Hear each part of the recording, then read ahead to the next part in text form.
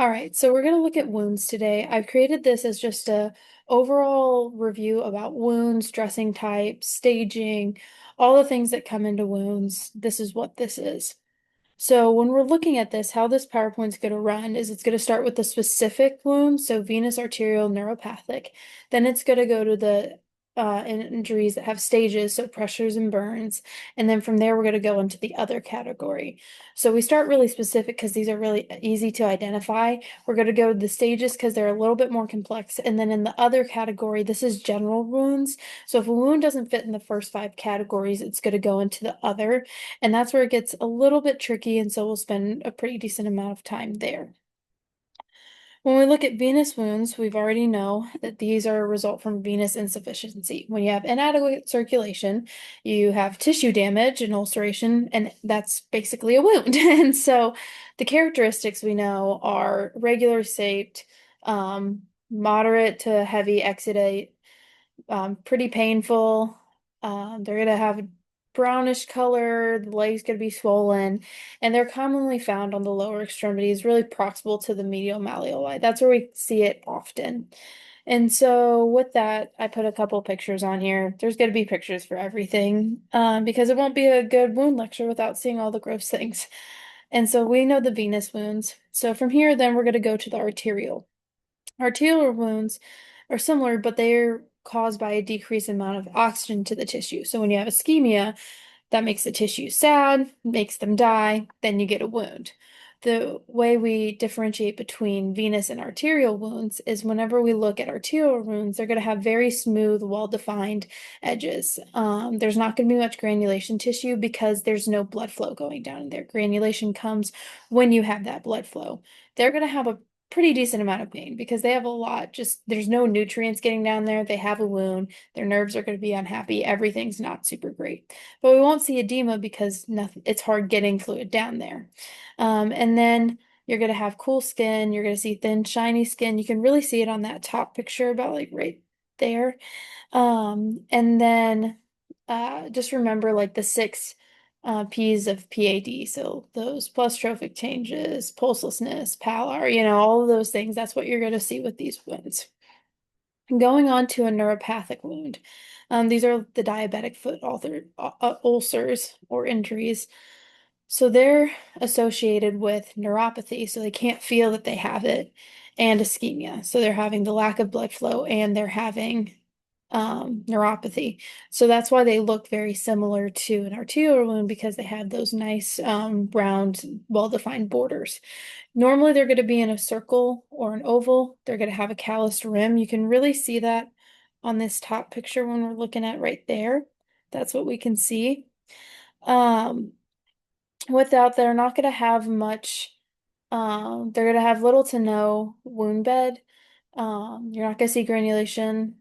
Um, you're going to have low exudate, normal edema, cool temp, and it's going to be kind of dry. So it looks very similar to an arterial wound, but they're not going to have as much pain because of the neuropathy. And going on there. Okay, so now we're getting into the pressure injuries. So this starts our staging processes. So with pressure and injuries and burns, you're going to have stages. To understand the stages, you have to be able to understand what you're seeing and how to describe it. So overall, a pressure injury is from a prolonged or sustained pressure in one area. We got a range for these. Whenever you're looking at the ranges, we're going to look at the terminology to understand what they are. So erythema, that's just regular redness and because of their increased blood flow. When you see this, just remember like erythrocytes, that's red blood cells, erythema, red blood, like that's what it is. Then from there we have blanchable and non-blanchable. So blanchable is redness that occurs when, or sorry, blanchable is when the redness, when you press it, it turns white, and then when you release, it's going to become red again. So if you push on your finger, like you can probably see here, it turns white, and then it slowly becomes red again because the blood's going back in there. Blanchable is normal. Non-blanchable is redness that does not turn white when you're pressed. So imagine someone like whenever you fall asleep on your hand for a while, or like if you wake up and you have like all those lines on your face, they're really wet, red, and they're non-blanchable. It takes a while for them to go away. That's because they're non-blanchable. They're red, but they don't turn white like normal skin. Now, from there, we have partial thickness and full thickness. So the difference between partial thickness and full thickness is the level of skin that you're at. So the top layer is your epidermis. That's the most superficial. Then you have the dermis. Once you get through the dermis, that is when you get full thickness. So imagine that dermis is kind of that dividing line. If it's above the dermis, it's partial thickness. If it's below the dermis, it's a full thickness. So now the last bits are based on what you're seeing in the wound. Granulation, that's the picture that you're seeing right here. I don't have a picture of granulation anywhere else. So granulation is healthy, reddish pink, moist tissue this indicates healing. This is good. We want to see this. Granulation is good. And this is because there's new capillary growth. Now, when you see slow or eschar, when you see them, they're both necrotic tissues. It's just they're slightly different. So slow is yellow, tan, or gray. And it's going to be really stringy. It's not like super attached. You can pull it out, but you have to get it out to have good healing because it's dead tissue. Eschar, that's dead tissue, but it is black or brown in color and it's thick. It's dry, it's leathery. You can't just pull it off like you can slow. Um, so those are the two types of necrosis tissue or necrotic tissue. Then finally, when we look at epibole, undermining, and tunneling, these are different characteristics about the wound and holes or hollow pieces in the wound. Um, Epibole is there's rolled edges and they prevent closure and healing. Undermining, there's destruction under intact skin and it creates like a shelf or a lip. And then tunneling is an actual tunnel into the wound. When we're looking at pressure injuries, you can have two types of scales. You can have the Braden scale or the Wagner scale. I'm not really going to go into those. You can look it up, but those exist. So when we're looking at the pressure injuries, I wanted to take a moment to look at what you can see. So these top two, these are the necrosis tissues. You can see like right here, there's all the yellow gunk and it's just yucky. That needs to get out of there. And when we're looking at a scar, you're looking right here. And if you look around this one, you can see around this little green blob that I just put on there, that's also slow, but this black part is a scar. Now, looking down at the undermining, epibole, and tunneling, undermining, it looks like it's attached, but it's not. The way I remember it is like when you have a friend that undermines you on the top, looks like a good friend. But then like once like it all shakes out, you're like, oh, they're actually not like a good friend. That's what undermining reminds me of, because like you can see kind of from the top, all of this looks like real good healthy tissue. However, whenever you pick it up, you can slide right underneath there. This middle picture is of Epibole. If you look, like it's stopping the healing. It looks like it just kind of gave up on healing. It reminds me of a cliff. Like it's a cliff and nothing's happening. You're gonna have wound around your wound. You're gonna have these edges, but they're gonna look like they're growing. With Epibole, it doesn't. It just stops like a cliff. And tunneling it is just a legit tunnel. So you can just put it all the way. Okay, now we're getting into the staging of pressure injuries. So, stage one is non-blanchable erythema of the intact skin. So, we know that skin's supposed to be blanchable. You brush on it, white, and then it goes back to being red. With the first stage, it's not going back, or it's not blanchable, and it stays red the entire time. We've all probably experienced some form of this in a more minor sense, but as you look in this picture and in this picture, they're just red. There's nothing else going on there, but it's just red. So that's what stage one is. Stage two is partial thickness with the dermis exposed. So we know that partial thickness is not through the dermis. So we know that.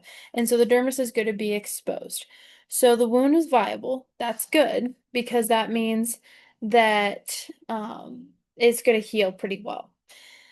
How you know if it's a stage 2 is if there is a blister or a ruptured blister. So stage 2 is really just blistering, whether there is an intact blister or a blister that is not intact and it burst. And so when you're looking also at pressure injuries, you're looking at what you can't see. So in these pictures, you see like, okay, there's a burst blister, intact blister. Okay, when I look at my wound bed, I don't see any adipose tissue. This isn't a deep wound. We're not past the dermis. I don't see any slow or eschar. I don't see any dead tissues in there. And I don't really see granulation going on. I just kind of see an open wound. And so this honestly, stage 1 is just redness. Stage 2 is a good old-fashioned blister. Moving on to stage 3, now full thickness. So we're getting through the dermis, and now we're getting into what's past and underneath the dermis, and that's when you're going to start seeing adipose tissue. So that's the key distinguisher for stage 3. If you look right in here, these pictures aren't the best, but they're the best that I could get. You can definitely see that there is some adipose tissue right in there. So that would be classified as a stage 3. When you're also looking at this, you can see that epibole will be present. You can really see it along this border right here, that it is present. Like it looks like it's just not growing anymore. You can also see some slow. So if you look, or not slow, sorry, granulation. If you look right over here, this is granulation, that's good. Now in the bottom picture, this is where you can see that slow and eschar. Okay. What you don't see is you don't see any deep structures. So you don't see any tendons, you don't see any muscles, ligaments, cartilage, or bone. You're just getting past the dermis. You're not getting down to the deep tissues. Okay. So the biggest thing is if you can just see adipose tissue and that's it, it's going to be a stage 3. Going on to stage 4. Stage 4 is a full thickness skin loss. The skin and tissue is gone. So at this point, if you can see bone, fascia, muscle, tendon, ligament, cartilage, any of that, don't even think about it. Stage 4.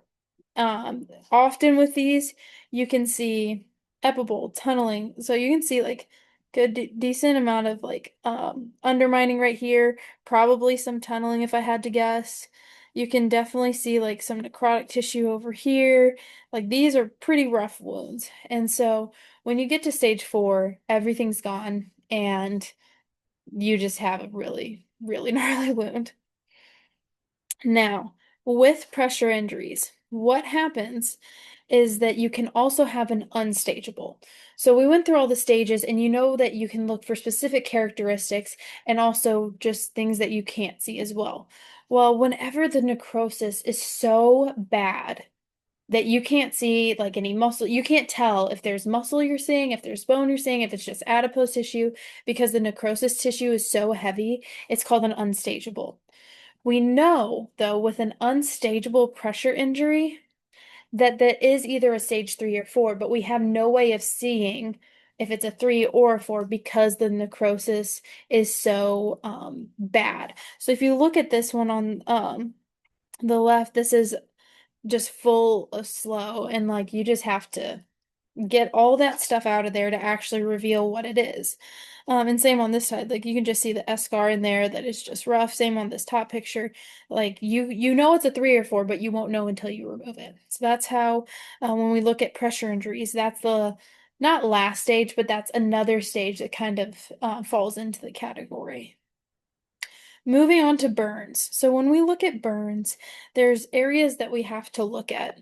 So when we look um, at a burn, you're going to have the middle part. That is the zone of coagulation. So this is the most severe damage, the most severe injury, and it's irreversible. We can't, that stuff's gone. That tissue is gone. And then the next layer out surrounding it. So imagine a burn that's almost like a bullseye. So you have the middle zone of coagulation. The next like zone or ring out is the zone of stasis.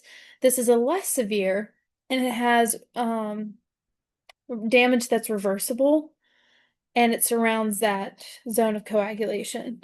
Then the outer one is the zone of hyperemia, and this is that last outer bullseye ring, and it has inflammation, but it will recover on its own. So when you look at this picture, I'm going to zoom in on it. You have that middle This is not savable. That's the zone of coagulation. Then this rounded area out here, I made that a little big. This rounded area right here, that's the zone of stasis. So it's still damaged tissue, but we can get it to heal. And then the last one, that's the zone of hyperemia. That's going to be that final zone that has the least amount of injury in that area, and it's going to heal without us intervening with it. So, this is an overview. We're going to go into everything. So with burns, you need to remember this mnemonic: every smart doctor fixes skin.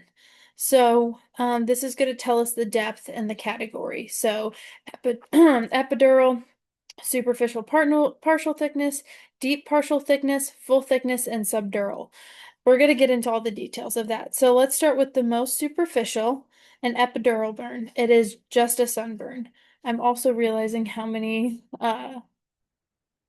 grammar mistakes I have in here, misspellings. Anyway, you're not going to see any blisters. It's going to be dry, no like swelling, if any. It's going to be small, and then it's going to heal on its own without any scars. This is your sunburn. And so if you've ever had a sunburn, you know that it gets dry, it's very tender, but it goes away on its own. And you don't have all the scars, or else all of us would have sunburn scars. So the next, when we're looking at the partial thickness, we know that it's not through the dermis.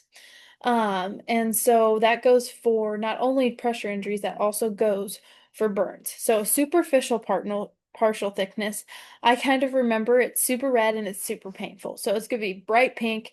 You're going to have intact blisters. It's going to be very painful. It's going to be moist, or it's going to, like, see on this bottom one, right here, you can see that it's kind of weeping. It has some blisters, but they're intact. And then this like top picture it's glistening. It's going to be very sensitive to everything. So it's sensitive to touch, temperature changes, anything. Like if you blow on this burn, it's going to hurt. It's going to have a pretty decent amount of swelling, but it's going to heal and there's going to be no scars. So that's the first partial thickness. Now, when we get into the deep partial thickness, this is when that blister kind of burst and it gets a little bit deeper. So this is going to be a mixed red and a waxy white. So if you look at this part, that's what you're kind of seeing, is that coloring. Blanching with slow capillary refill. So if like someone pushed on it, it would blanch. And so it would turn white, but then it'll have a slow refill. It's going to be sensitive to pressure, but it's not as sensitive to like light touch and stuff. You're going to have a pretty decent amount of swelling. It's going to be slow healing, and they're going to get a lot of scars from this. And what's the biggest difference between these two partial thickness is the bursting of blisters, and the deep partial is just a little bit deeper, okay? Going on to a full thickness, we know that this is now through the dermis into those lower structures. It's going to be white, it's going to be ischemic, it's going to be charred if you look, like, all right in there. That's kind of where we're looking at. No blanching, so you can't press on it. It's already white. It's not going to come back and get like red. It's already gone, you know. It's going to have poor circulation. It's going to be leathery, very similar to eschar, very leathery and dry. In that area, the body hairs are going to pull out easily. And to heal this wound, you have to have skin grafts. And there's going to be scarring. Now, when we get to a subdermal, this is charred skin. So this usually occurs whenever you have an electrical burn. When you look at this, you can see subcutaneous tissues. So we're below the dermis at this point, and you're gonna have muscle damage, nerve damage, because all of that lies underneath that subdural level. And with this, you have to have it healed with a graft, and it's going to scar. It's very similar to full thickness, but it's deeper, you know? And so, in summary, I found this picture and I really liked it. It doesn't split up the partials, full thickness, or partial, deep partial, and superficial partial, but overall you can see the different layers and how it just kind of progresses to in severity. Now, after all of this, we're going to get into, we've gone through all the categories, so now we're going into other wounds. And what this is if they aren't arterial, venous, neuropathic, a pressure, or burn, they fall into this category. It's very general.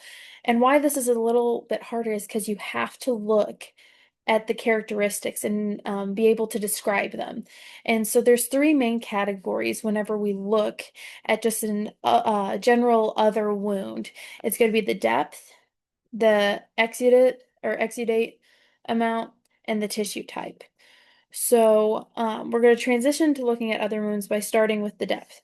So with a superficial wound, this is trauma to the skin, but that epidermis stays on its own. So I think of your like your sunburns, that would be a superficial wound. Little stuff like that, just like the sunburn's the best like example, even though it does fall into that burn category. It is a superficial wound.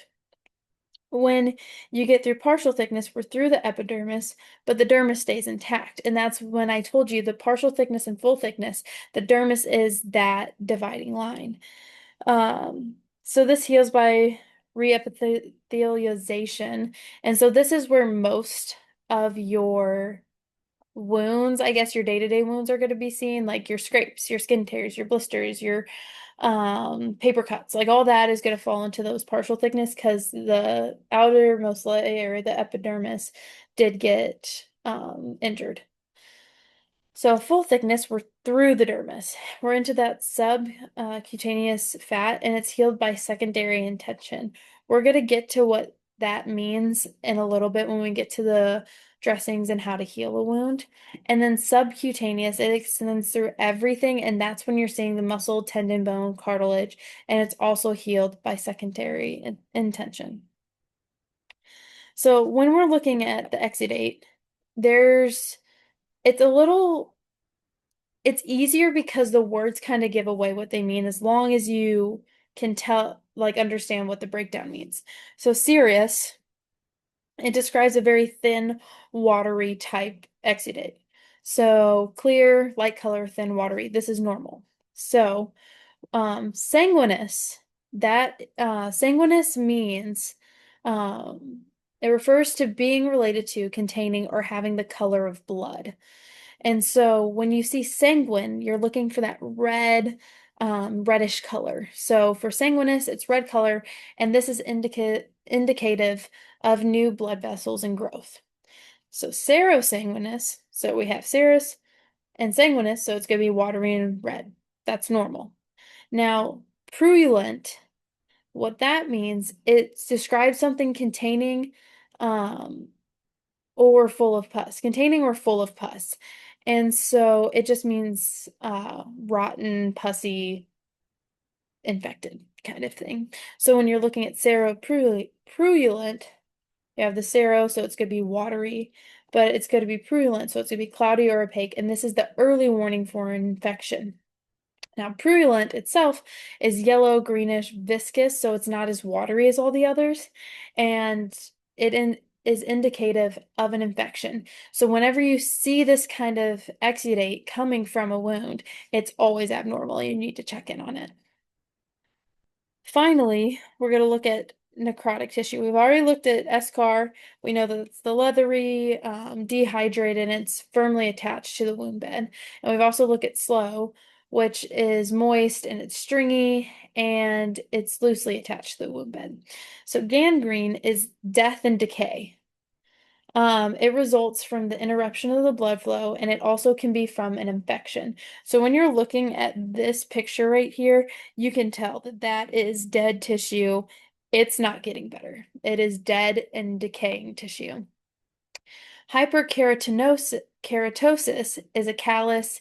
It's white and gray, and it has varying textures. So when we look at the bottom picture right there, it literally just looks like a callus. So those are the different types of necrotic tissue.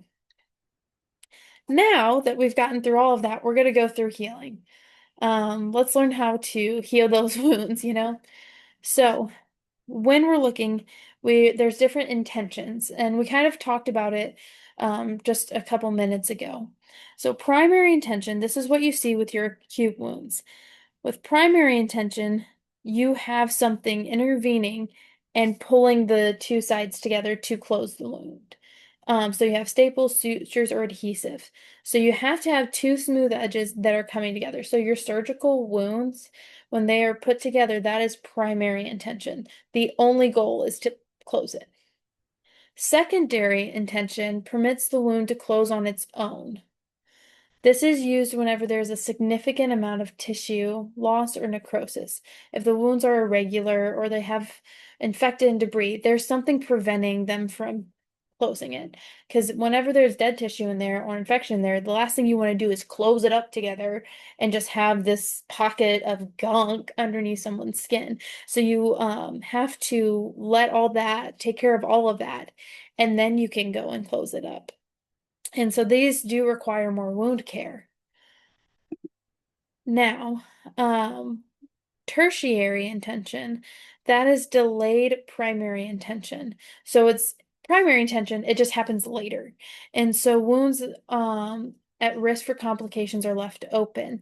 And so they're not secondary intention yet, but they are at risk to be a secondary intention. So they're going to leave them open for a little bit, make sure everything's okay, and then we'll go ahead and close them up. And then so that's why like once the risk factors are alleviated, they close from a primary intention. Okay, so the next part is looking at debridement. So there's many ways to classify debridement, but I wanted to keep it simple because I'm not going to go in depth with this really. It's selective and non-selective. Selective is you're looking at the non-viable tissue only and you're getting rid of the non-viable tissue. Non-selective, you can't just get rid of the non-viable tissue, you're removing both viable and non-viable. For selective, we have sharp debridement. We're very familiar with that. That's the use of scissors, scalpel, or forceps to remove the devitalized tissue. Enzymatic is using a topical agent or application to get the necrotic tissue. Autolytic, this one I do want you guys to kind of take note. Autolytic is just letting the body get rid of the necrotic tissue on its own. Your body wants viable tissue. And so it's not going to mess with viable tissue. It wants to get rid of the necrotic tissue because, like it or not, your body does want to function properly. And then biologic, this is by using maggots or larvae, and they go into the wound and they get all the necrotic tissue and then they get taken out. When we go into non-selective, we have wet to dry dressings. So what this is it reminds me of like waxing a wound. So you take a gauze and you put it in the wound bed wet, let it dry, and then just remove it. And it's going to take all the necrotic and like viable tissue with it. You definitely need to use this sparingly because it's going to disrupt the granulation, and remember, granulation is good. So I don't know when someone would use that. There's also, it's like wet to moist and wet to wet types of dressings. I don't really go into those, but just they're existing. So if you want to go in and learn more about them, go for it. Wound irrigation is using a pressurized fluid to go in there and get rid of debris. It's like power washing the wound. So it's really good if you have like a lot of that like slow in there and you just like get it all out of there. Pulse lavage is an example. And then hydrotherapy is whenever you use a whirlpool with an agitation agent and you direct it towards the wound to kind of flush it out. Okay? Going into modalities, again, won't go too into depth with these. You have the negative pressure wound therapy. This is the one that we will probably see more. It's a wound vac, so you just go in there and it like helps suck any like bad exudate in there and helps close the wound. And so this is used for wounds that can't be done by primary intention. So the ones it can't be done with like pulling the two sides together. So it has to be done by this.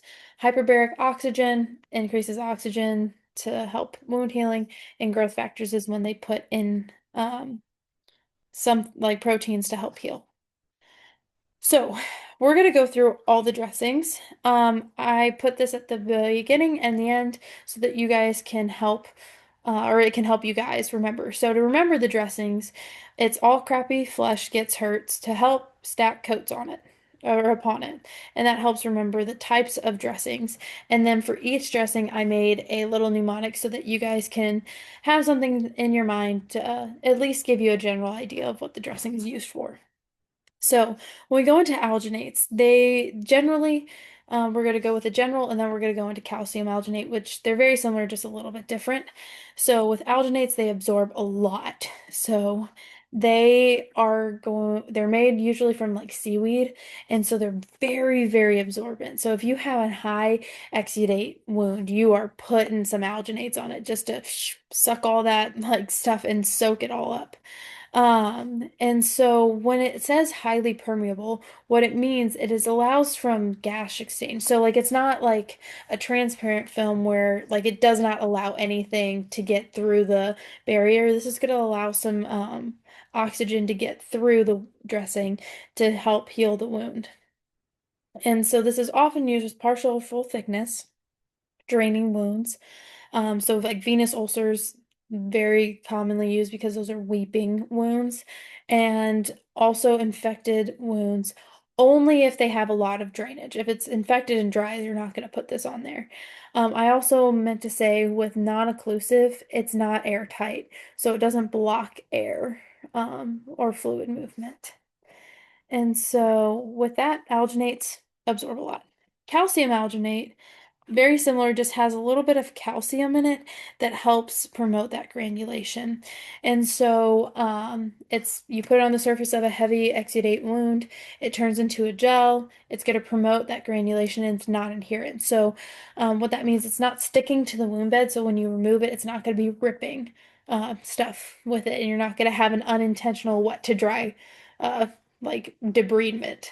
And so this is used for moderate to heavy draining fluids, full thickness, wounds that have slow, and it's also used for tunneling or undermining because this stuff can be packed and it will promote that granulation.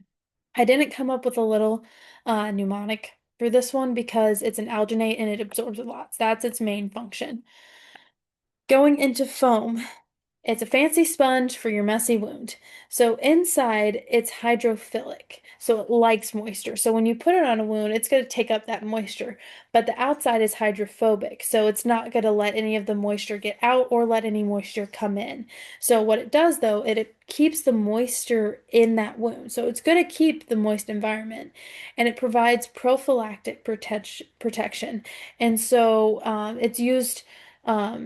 If someone like goes into surgery, what you'll often see is a foam pad is placed upon their sacrum to help provide protection before an injury occurs. And then it also promotes that autolytic debridement, which we know is whenever your body is taking care of the necrotic tissue and promoting granulation. So it's used to provide protection and absorption over partial and full thickness wounds of varying levels of exudate, and it can be used as a secondary dressing. So you can put like calcium alginate over it and then or underneath it and then have foam on top. You can have that. So moving on, gauze gets gunk gone. And so it's made with thread. You can have it impregnated with different types of medication. Normally, we don't see it as often because we have other impregnated types of dressing, but it is worth noting. It can be used for infected and non-infected wound, and it's used for the wet to dry, wet to wet, wet to moist. So that's why gauze gets gunk gone. It's going to go on the wound, it's going to dry, you're going to peel it off. It's like a wound wax, and you get all the necrotic tissue, but you are sacrificing some of that viable tissue. Okay. Now going on to hydrocolloids. So they help they hold moisture and help debride. So they are gel-forming polymers backed by a strong film or adhesive. If you've been on TikTok or Instagram, or if you're weird and look at YouTube Reels, you have seen some influencer put an hydrocolloid bandage on their face to help absorb the moisture from different acne, like zits and stuff. And so you should be very familiar with this.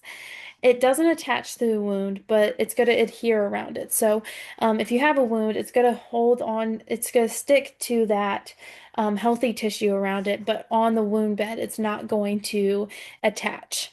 It makes the environment moist and it's going to enable that autolytic debridement and it provides a waterproof surface. So, it does kind of add a little bit of protection to it.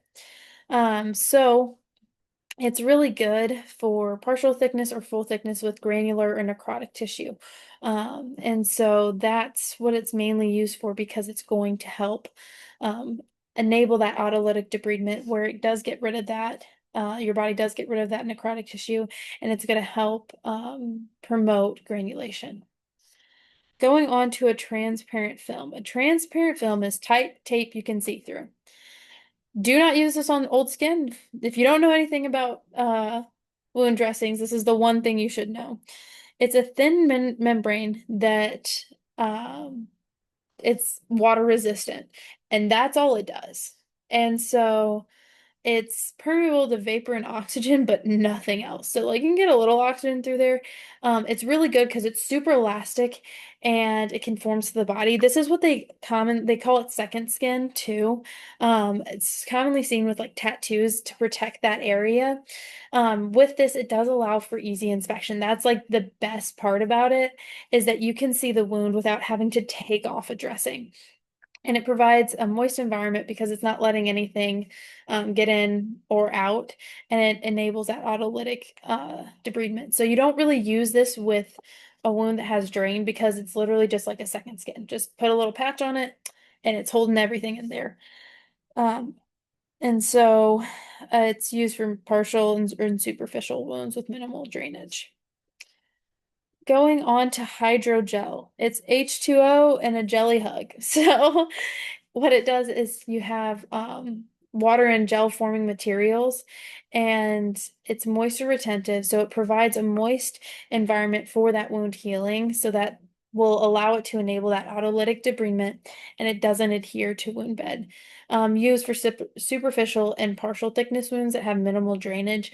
This you do have to have like a um, second dressing over it because just imagine jelly on a wound and try to go about your day. I wish you the best of luck. Now, going on to silver impregnated. Silver saves sick skin. So, this is just a dressing infused with silver. It's good for an infected wound. That is like the biggest thing for silver is it's used for infected wounds. If you don't remember anything, remember silver is for an infected wound because it kills that bacteria. So this helps prevent and treat infected wounds. So it's going to be used for those high risk wounds, and it's also going to be used for those infected wounds. This can come in foam, alginate, hydrofiber, gauze. It's any dressing that's just infused with silver.